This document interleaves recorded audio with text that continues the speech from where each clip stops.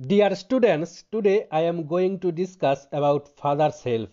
এটি একটি ছোট্ট একটি গল্প, এই যে ফাদার্স হেল্প। তো আমরা এই গল্পতে কি জানতে পারবো না, আমরা এখানে জানতে পারবো যে একজন পিতা তার সন্তানকে নিজের অজান্তেই কিভাবে সাহায্য করলেন এবং এর ফলে সেই ছোট্ট ছেলে কিভাবে মানসিক যন্ত্রণা থেকে মানসিক স্বস্তি পেয়েছিল।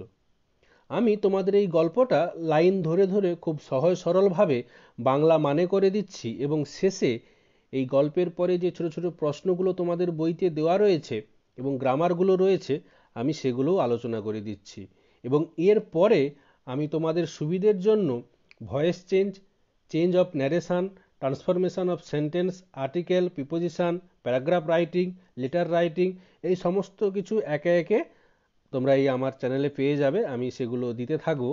তো চলো আমরা আমাদের সেই আলোচ্য টেক্সটে ফিরে যাই। ফাদার্স হেল্প, এটি লিখেছেন আর কে নারায়ণ। আমরা আর কে নারায়ণের যে সম্পূর্ণ নাম সেটা একটু জেনে নেই। আর কে নারায়ণ বলতে বোঝায় রাশিপুরম কৃষ্ণস্বামী নারায়ণস্বামী। এবার এই যে তোমাদের পাঠ্যপুস্তকে যে নীল রঙের যে ব্লু কালারের যে অথার সম্বন্ধে অর্থাৎ লেখকের সম্বন্ধে যেটুকু দেওয়া আছে আমি সেইটা একটু তোমাদেরকে বলে দিচ্ছি। R K Narayan is one of the leading figures of early Indian literature in English. তোমরা যখন বড় হবে তোমরা পড়বে যে হিস্ট্রি অফ ইংলিশ লিটারেচার, এই ইংরেজি সাহিত্যের মধ্যে ইন্ডিয়ান লিটারেচার ভারতীয় সাহিত্য, সেই ভারতীয় সাহিত্যের একদম প্রথম পর্যায়ে যে সমস্ত লিডিং ফিগার মানে নাম করা যে সমস্ত অথারগুলো আছেন, অথারগুলো রয়েছেন, তাদের মধ্যে একজন হলেন এই R K Narayan. His notable works include Malgudi days and the guide. তার যে সমস্ত উল্লেখযোগ্য কাজ তার মধ্যে কি হচ্ছে না এই মালগুড়ি ডেজ পড়ে যাচ্ছে এবং the guide. He was awarded the Sahitya Akademi award in 1958 for the guide. তিনি এই যে তার গাইড এই লেখাটার জন্য তিনি পুরস্কার পেয়েছিলেন। সেটা কি পুরস্কার ছিল না সাহিত্য একাডেমি পুরস্কার, এবং সেটা তিনি কত সালে পেয়েছিলেন না 1958 সালে। The story and edited excerpt from Malgudi days.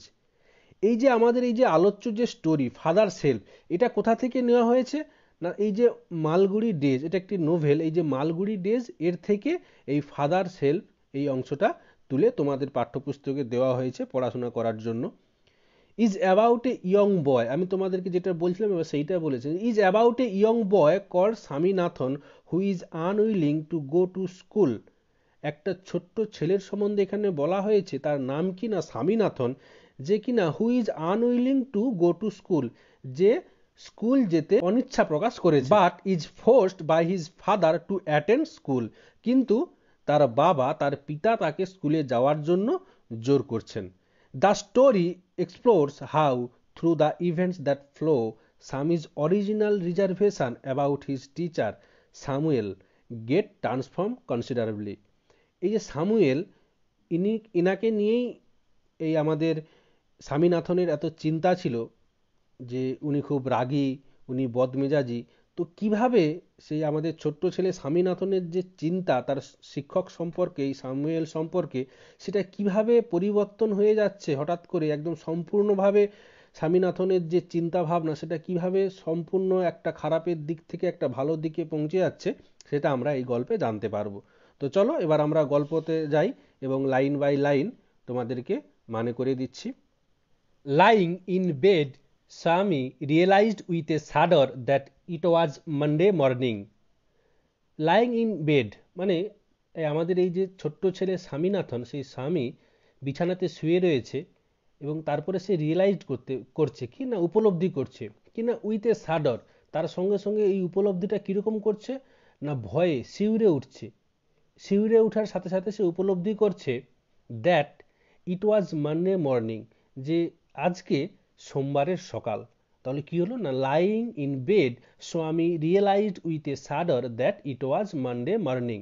বিছানায় শুয়ে স্বামী শিউরে উঠল এটা ভেবে যে আজকে সোমবারের সকাল। It looked as the only a moment এগো ইট ওয়াজ ফ্রাইডে। স্বামী এবার একটু মনে মনে চিন্তা করলো যে এই তো এক মুহূর্ত আগেই যেন শুক্রবার ছিল। এ মুমেন্ট এগো মানে এক মুহূর্ত আগে, ইট ওয়াজ ফ্রাইডে এটা ছিল শুক্রবার। অলরেডি মন্ডে ওয়াজ হিয়ার, এরই মধ্যে সোমবার এসে গেল। He hoped he did not have to go to school. সে মনে মনে ইচ্ছা প্রকাশ করলো, মনে মনে ভেবে নিল যে সে আজকে স্কুলে যাবে না। At 9 o'clock, Swaminathan wailed, I have a headache. ঠিক যেই ঘড়িতে 9টা বাজলো, তক্ষুনি স্বামীনাথন চিৎকার করে উঠল, আই হ্যাভ এ হেডেক, আমার মাথা যন্ত্রণা করছে, আমার মাথা ব্যথা করছে। মাদার জেনারেলসলি সাজেস্ট দ্যাট স্বামী মাইট স্টে অ্যাট হোম। মায়েদের মন সাধারণত সরল হয়, তারা সাদাসিধে হন, সন্তানের কষ্ট দেখতে পারেন না। মা 7-5 না ভেবেই মোটামুটিভাবে একটা বলে দিলেন যে তার যখন মাথার যন্ত্রণা করছে আজকে স্বামী বরঞ্চ ঘরেই থাকুক। স্বামী মাইট স্টে অ্যাট হোম, স্বামীর আজকে বাড়িতে থাকা দরকার। At 9:30, when he ought to have been in the school prayer hall, Swami was lying on the bench in mother's room. At 9:30, মানে যখন 9:30 বাজে, when he ought to have been in the school prayer hall, যখন তার কোথায় থাকার কথা না, স্কুলের যে প্রার্থনা কক্ষ, যেই রুমে প্রার্থনা হয়ে থাকে স্কুলে, সেই রুমে থাকার কথা, কিন্তু তার পরিবর্তে সে কোথায় রয়েছে? স্বামী was lying on the bench in mother's room. স্বামী তার মায়ের রুমে একটা বেঞ্চের উপরে শুয়ে রয়েছে। তো সেই সময় তার বাবা এলেন, তিনি জিজ্ঞাসা করলেন, ফাদার আস্কড হিম, বাবা জিজ্ঞাসা করলো তাকে, have you no school today, আজকে তোমার স্কুল নেই? হেডেক, স্বামী রিপ্লাইড, স্বামী উত্তর দিল, হেডেক, মাথার যন্ত্রণা। Nonsense, dress up and go. Headache, বাবা তো বুঝতেই পেরে গেছেন যে স্বামী মিথ্যা কথা বলছে, সেই কারণে বলছেন ননসেন্স, বাজে কথা।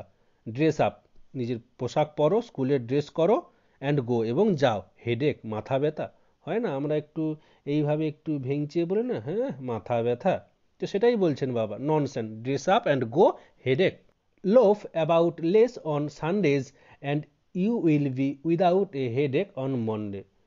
বাবা কিন্তু এবার শান্ত হননি, বাবা তার সাথে সাথে আরও বললেন যে তুমি যদি এই রবিবারে এই যে চারদিকে যে ঘুরে বেড়াও, টোটো করে যে ঘুরে বেড়াও, হোডোডোডো করো সারাদিন রবিবারটা, তো সেটা তুমি যদি একটু কম করো তাহলে কিন্তু তোমার সোমবারে মাথা ব্যথা করবে না। লোফ, লোফ মানে হচ্ছে এই হোডোডো করা, টোটো করে ঘুরে বেড়ানো। Swami knew how strict his father could be. Know মানে জানা, তার পাস্ট টেন্স নিউ, তো সেই কারণে স্বামী নিউ মানে স্বামী জানতো যে how strict his father could B, তার বাবা কতটা কঠোর হতে পারেন। আমরা বলি না যে ওই স্যার কিন্তু খুব স্ট্রিক্ট, মানে খুব কড়া, খুব কঠোর, তো সেটাই বলছেন স্বামী নিউ, স্বামী জানতো how strict his father could B, তার বাবা কতটা কঠোর হতে পারে। So he change his tactics, tactics মানে হচ্ছে কৌশল, তো সেই কারণে সে কি করলো, তার যে মাথার যে যন্ত্রণা, মাথা ব্যথা, সেই যে কৌশলটা সেটা কি করলো, চেঞ্জ করে দিল, পরিবর্তন করে দিল। I can not go so late to the class. সে পরিবর্তন করে, তার সেই কৌশলটা পরিবর্তন করে সে এখন কি অজুহাত জুড়ে দিল না, এত দেরিতে আমি ক্লাসে যেতে পারবো না। আই ক্যান নট গো, আমি যেতে পারবো না, so late to the class, এই এত দেরিতে ক্লাসে। ইউ উইল হ্যাভ টু, এবার বাবা বলছেন ইউ উইল হ্যাভ টু, তোমাকে যেতেই হবে। হ্যাভ টু আমরা যখন কোনো কাজ যেতেই হবে, করতেই হবে, একটা জোরের সাথে আমরা বোঝানোর চেষ্টা করি, তখন আমরা হ্যাভ টু ব্যবহার করি। তো সেখানে যখন পিতা তার সন্তানকে, তার ছেলেকে যখন বলছে তোমাকে যেতেই হবে, সেই কারণে তিনি বলছেন ইউ উইল হ্যাভ টু, তোমাকে যেতেই হবে। ইট ইজ ইউর ওন ফল্ট, এবং তার সাথে সাথে তিনি কি বলছেন যে এটা তোমার নিজের দোষ, এটা তোমার নিজের ভুল, কারণ তুমি রবিবার দিন সারাদিন ঘুরে বেরিয়েছো, তার জন্য তোমার সোমবার দিন মাথা ব্যথা করছে, তার জন্য তুমি স্কুলে যাবে না বলে বায়না করে কাঁদছো, সেই কারণে তোমার দেরি হয়েছে, এই পুরো ব্যাপারটাই তোমার নিজের দোষ। It is your own fault, এটা তোমার নিজের দোষ। What will the teacher think if I go so late. এবারে স্বামীনাথন বলছেন যে আমি যদি এত দেরিতে যাই তাহলে আমাদের স্যার কি ভাববেন, মাস্টার কি ভাববেন। এবার পিতা বলছেন, স্বামীনাথনের বাবা বলছেন, tell him you had a headache and so are late. তাকে বলে দিচ্ছেন যে তুমি তাকে বলবে যে তোমার মাথা ব্যথা করছিল, তাই তোমার আসতে দেরি হয়েছে। হি will scold me if I say so. এবার স্বামীনাথন তো চিনে যে তার শিক্ষক কেমন, কিভাবে রাগী, কিভাবে বকা দেন। তো সেই কারণে বলছেন যে আমি যদি তাকে এই কথা বলি তিনি কিন্তু আমাকে খুব বকবেন। He will scold me, scold মানে বকা দেওয়া, he will scold me if I say so. আমি যদি তাকে এইভাবে বলি যে তুমি আমাকে যেভাবে বলতে বলছো, যে আমার মাথা ব্যথা করছিল সেই কারণে আমার স্কুলে দেরি হয়েছে আসতে, আমি যদি এইভাবে তাকে বলি সে কিন্তু আমাকে বকবেন। এবারে বাবা বলছেন উইল হি, হ্যাঁ তিনি কি সত্যি এভাবে করবেন? এখানে কোশ্চেন মার্ক রয়েছে, জিজ্ঞাসা করছেন। তো এখানে একটু অবাক হচ্ছেন। উইল হি, হ্যাঁ তিনি কি সেইভাবে সত্যিই করবেন? লেট আস সি, কোথায় দেখা যাক, কোথায় আমি দেখব। হোয়াট ইজ হিজ নেম, তার নাম কি? এবারে আমাদের স্বামীনাথন উত্তর দিল সামুয়েল, যে তার শিক্ষকের নাম সামুয়েল। এবার তার বাবা বলছেন does he always scold the student, তিনি কি সবসময় ছাত্রদের এইভাবে বকাবকি করেন? He is a very angry man. এবার স্বামীনাথন বলছেন হ্যাঁ, যে তিনি একজন খুব রাগী মানুষ, বদমেজাজি মানুষ। He is specially angry with boys who come in late, এবং তিনি আরও বেশি রেগে যান যখন কোনো ছেলে দেরিতে স্কুলে আসে। এবারে কি না, স্বামীনাথন তার বাবাকে একটু মানানোর চেষ্টা করছে, যে এইভাবে বলে যদি বাবাকে রাজি করানো যায় তাহলে আজকে আর স্কুলে যেতে হবে না। তো সেই কারণে একটু বাবাকে আরও একটু বোঝানোর চেষ্টা করছে যে he is specially angry with boys who come in late, I would not like to go late to Samuel's class. আমি এত দেরিতে আমি সামুয়েল বাবুর ক্লাসে যেতে পছন্দ করছি না, বা আমার যেতে ভালো লাগছে না।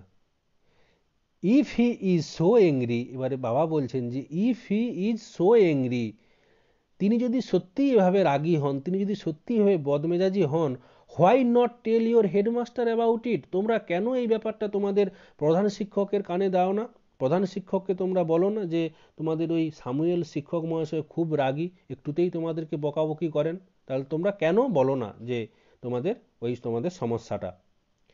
They say that even the headmaster is afraid of him, তারা বলে, এখানে তারা বলে বলতে স্কুলে ক্যাম্পাসে যে সমস্ত ছাত্রছাত্রীরা থাকে তাদের মধ্যে একটা আলোচনা হয় না, যে ওই স্যারটা ওই রকম, ওই ম্যাডামটা উনি এই রকম। তো সেই রকম একটা ছাত্রদের মধ্যে যেন একটা আলোচনা হয়, একটা যেন গুজব যেন আছে, বা তাদের মধ্যে এই চিন্তাটা তাদের থাকে যে দে সে দ্যাট, তারাও বলে যে ইভেন, এমনকি the headmaster is afraid of হিম, এমনকি প্রধান শিক্ষকও ওনাকে ভয় পান। স্কুলের যে প্রধান শিক্ষক তিনিও সামিল বাবুকে ভয় পান। আমরা ইউনিট 1টা পড়ে ফেললাম। এবার আমরা ইউনিট 1-এর নিচে যে প্রশ্নগুলো রয়েছে সেগুলো নিয়ে একটু আলোচনা করে নেব। তারপর প্রশ্ন উত্তরগুলো হয়ে গেলে আমরা আবার ইউনিট 2-তে ফিরে যাব। তো প্রশ্নটা এখানে প্রথমে কি রয়েছে না, choose the correct alternative to complete the following sentence. মানে নিচে যে একটা সেন্টেন্স দেওয়া রয়েছে যেটা কমপ্লিট নেই, সেটাকে তোমাকে কমপ্লিট করতে হবে। আর অনেকগুলো তোমাকে অপশান দেওয়া রয়েছে, তার মধ্যে অল্টারনেটিভ দেওয়া রয়েছে, তার মধ্যে তোমাকে সঠিকটাকে বেছে নিতে হবে, চুজ করে নিতে হবে। কি, উইথ এ সাডার স্বামী রিয়েলাইজড দ্যাট ইট ওয়াজ, স্বামী কি ভেবে চমকে উঠেছিল, কি ভেবে সে শিউরে উঠেছিল। ফ্রাইডে, থার্সডে, ওয়েডনেসডে, মনডে, সবাই এটা আমরা পারবো। মনডে, যে সেটা সোমবার ছিল, তো সেইটা ভেবেই সে শিউরে উঠেছিল। আমরা বিদ্যাকে চলে যাব। When Swami ought to have been in the school prayer hall, he was lying on the bench, table, bed, desk, এটাও সবাই পারবো। বেঞ্চ, সে তার মায়ের রুমে বেঞ্চের উপর শুয়েছিল। সিদ্ধাকে দেখো, according to Swami, Samuel is specially angry with boys who are late, যারা দেরি করে স্কুলে আসতো, যে দেরি করে স্কুলে যেত, তাদের উপরে শিক্ষক সামুয়েল রেগে যেতেন। এবার 2-এর দাগে দেখো, fill in the chart with information from the text. তোমাদেরকে একটা কথা বলে রাখি, তোমরা টেক্সটটা যদি ঠিক মতন পড়ে নাও, দেখবে সব প্রশ্নগুলোই তোমরা পেরে যাবে। শুধুমাত্র এই প্রশ্ন না, যদি একটু প্রশ্ন ঘুরিয়ে আসেও তাহলেও তোমরা পেরে যাবে। টাইম হোয়েন স্বামী কমপ্লেন অফ এ হেডেক, 2-এর দাগের এ, দেখো যে কখন, কোন সময়টাতে স্বামী মানে চিৎকার করে বলেছিল যে তার মাথার যন্ত্রণা হচ্ছে। 9 AM, যখন সকাল 9টা।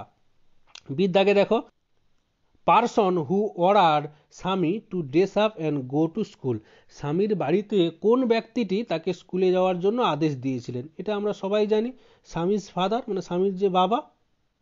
সিদ্ধাকে দেখো, name of the teacher mentioned by Swami, সেই শিক্ষকের নামটাকে তোমাকে এখানে বলতে হবে, যেটা কিনা স্বামী তার বাবাকে বলেছিল, সেই শিক্ষকের নাম সামুয়েল। 3-এর দাগে দেখো, state whether the following statement are true or false, provide sentence phrase words in support of your answer. মানে নিচে এ বি সি করে তিনটে স্টেটমেন্ট দেওয়া রয়েছে, তিনটে সেন্টেন্স দেওয়া রয়েছে তোমাকে।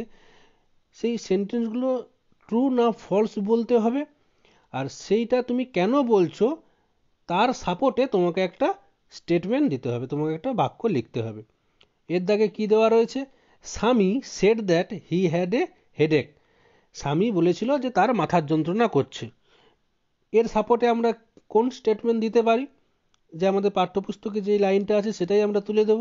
At 9 o'clock Swaminathan wailed I have a headache. এটা আমাদের সত্যি, তাহলে এটা ট্রু, তাই টি করেছি। এর বিদ্যাগে স্বামী was lying in his father's room. স্বামী তার বাবার রুমে শুয়েছিল। এটা তো ফলস, কারণ স্বামী তার মায়ের রুমে শুয়েছিল, তো সেইটা আমরা এখানে সাপোর্ট হিসেবে দেব, supporting statement. Swami was lying on the bench in mother's room. সিদ্ধাকে দেখো, according to Swami the headmaster was not afraid of Samuel.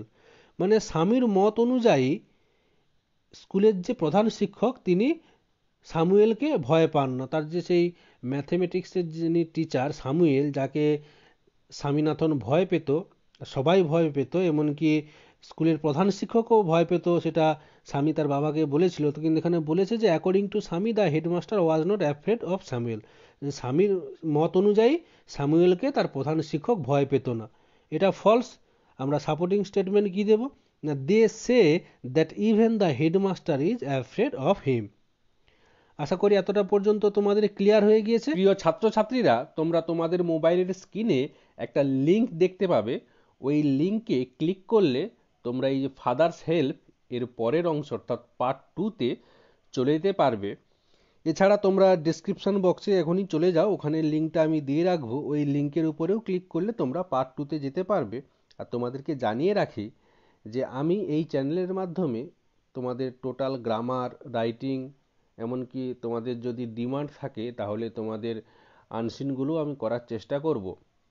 তো সেই কারণে আমার এই নিত্য নতুন ভিডিওগুলো পেতে আমার চ্যানেলটাকে সাবস্ক্রাইব করে দিও, এবং পাশে যে বেল আইকনটা দেখতে পাচ্ছ, যে ঘন্টার মতন চিহ্নটা তোমরা দেখতে পাচ্ছ, ওটার উপরে হিট করে ক্লিক করে দিয়ে দেখবে নোটিফিকেশানে ওপরের দিকে অল করে দেবে। তাহলে কি হবে, যে যখন আমি এই সব রিলেটেড যখন ভিডিওগুলো আপলোড করব তখন তোমরা নোটিফিকেশান পেয়ে যাবে। এর মধ্যে যেটা তোমাদের ভালো লাগবে সেটা তোমরা দেখে নিতে পারবে। আজকে এই পর্যন্তই, দেখা হচ্ছে পরের ভিডিওতে। Take care, thank you.